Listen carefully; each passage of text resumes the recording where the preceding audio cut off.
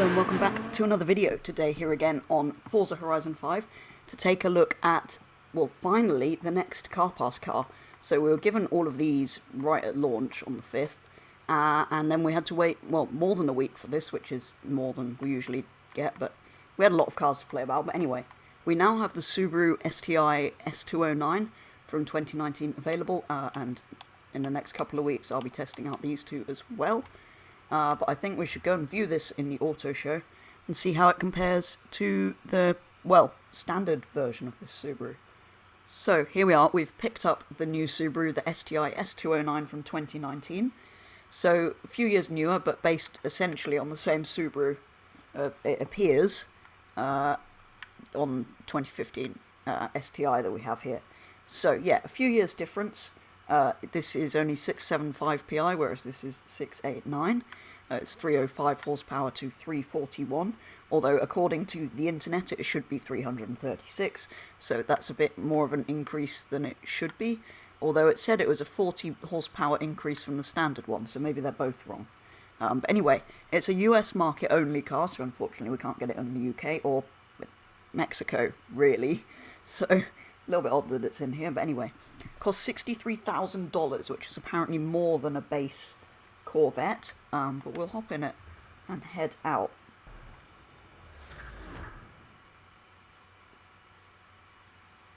I do like the little red accent around the grille, and these kind of canards, slightly wider body, so slightly wider track as well. It's got a sort of proper wing rather than the traditional Subaru wing, and the nice black wheels. It's also got some very nice red touches in there as well. All in all, just a sort of sportier looking version, slightly more aggressive.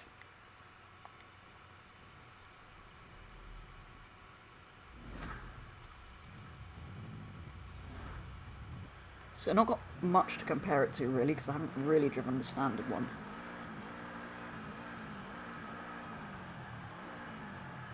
Just kind of looks sharper and more aggressive.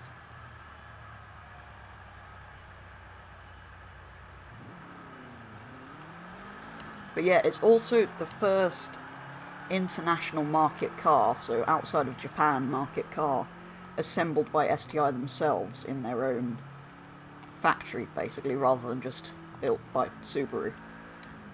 So usually these are exclusive for the Japanese market, although this is still only US market, which is slightly a shame. But yeah, it's got these sort of subtle S209 badges everywhere. But we appear to be on a dirt road, which is probably about right for a Subaru. Whoa. But yeah, it's just, essentially it's just a slightly better version of the,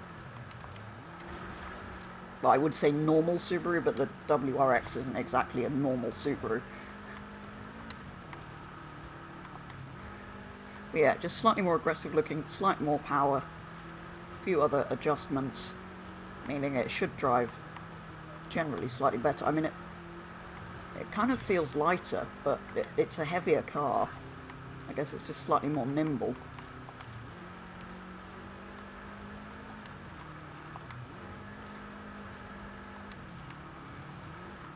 But yeah, I'm going to head back to the garage probably, see what customization is available. But then I feel like maybe instead of upgrading it, we should lap this and the standard one around a circuit to see how much difference it actually makes. So, upgrades. Like I say, not that I really want to do it. You can put in a V8. Flat 4 Turbo Rally, that's probably more appropriate, although it's actually worse than the engine we've got. There's a body kit, which is kind of interesting. Wow.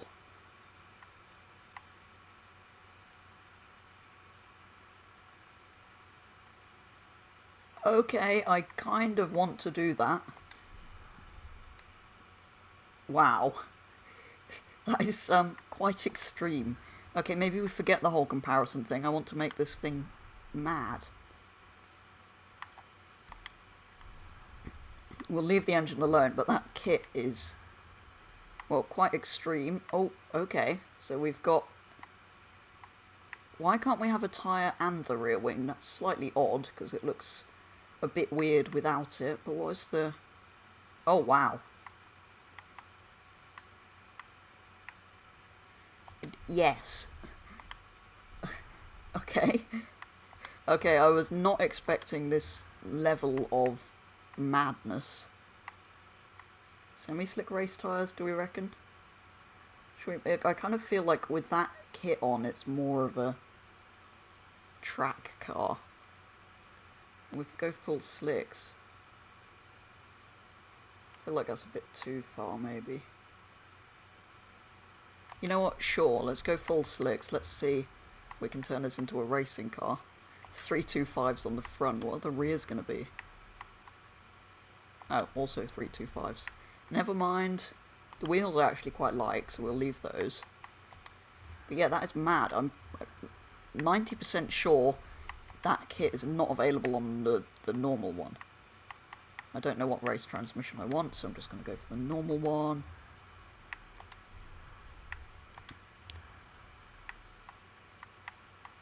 No, race diff. There we go. This looks so mad. Hang on, now we get to the race springs as well. Look at that. I mean, I feel like the wheels don't quite have the track width they could. But yeah, it's even more of an increased track width than you're supposed to have with this, which is probably good, but I mean, it is, if you're looking for as many grips as possible. Roll cage? No, we're not going to quite. I mean, look, it's a 4-door usable car. Let's not ruin it with weight reduction and roll cages. Let's just add power. We'll stick with the standard engine, because I usually do, but you've got to add some power if your car looks like that, really. I forgot you can do that.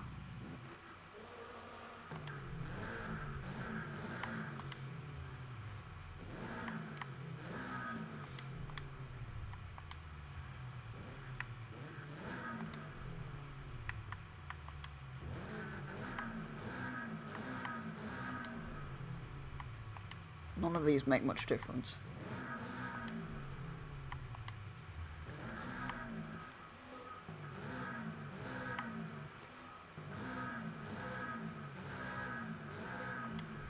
Strange. Usually you can hear the turbo a bit more when you put a bigger one on. S1 class. This thing's gonna be mad. It's kind of like the 1000 Subaru that we did for the 1000 subscribers, except even more mad. I feel like we now need a livery to go with that.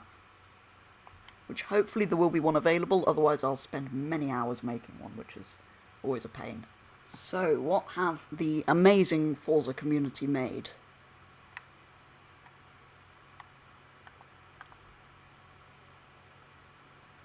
There's literally only one paint. Has nobody else picked this car up yet? Okay, what manufacturer colours do we have? I'm guessing just blue.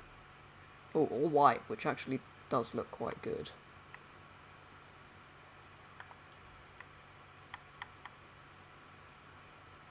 You know what? Black with those red accents.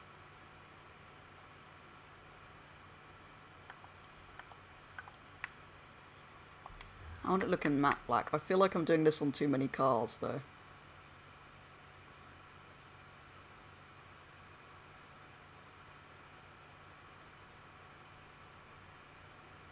I feel like with a kit that aggressive, you kind of have to go with something like that.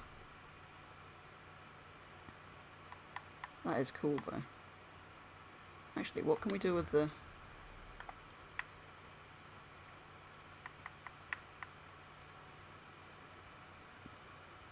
I feel like those kind of have to remain red. We've got so many other red accents on here. Sure. Let's see what this drives like now. forget the idea of comparing it to the other one. We've kind of got sidetracked by mad body kits. I mean, look at that. Oh.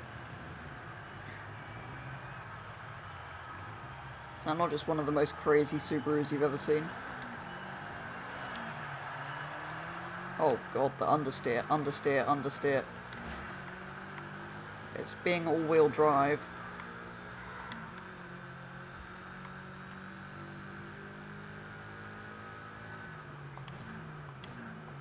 Actually, what I should do is try for a lap of this festival circuit. Not in a proper race or anything. I kind of, at this point, know where it goes. Which is this way. Yeah, that understeer is... that needs a bit of tuning, possibly. I don't really know what I'm doing though, so I'll leave that alone. I think it essentially comes around here, doesn't it? The festival circuit.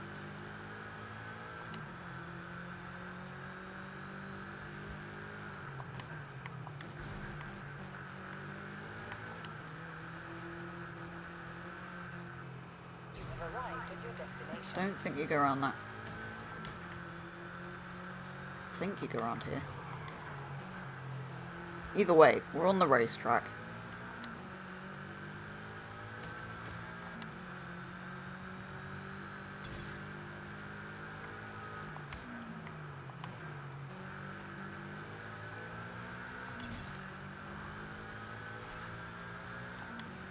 That's essentially where it goes, which is slightly odd because you end up on the road for part of it, but when they could have made a track that, well, was only confined to the track. But yeah, it does have infinite grip. It runs wide if you're not careful, but as long as you pick the speed you're taking around the corner correctly,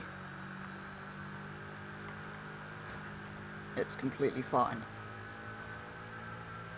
So it doesn't actually feel that much faster with these upgrades on.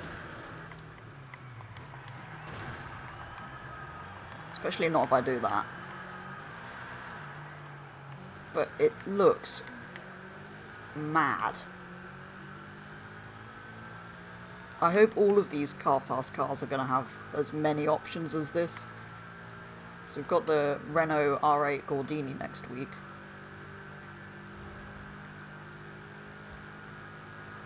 Which I'm thinking might not... it might have some cool rally mods or something, which would be good to see. But yeah, this does need... that was just a very quick throw everything on sort of upgrades, but it does suffer from understeer. Almost as badly as the AMG 1.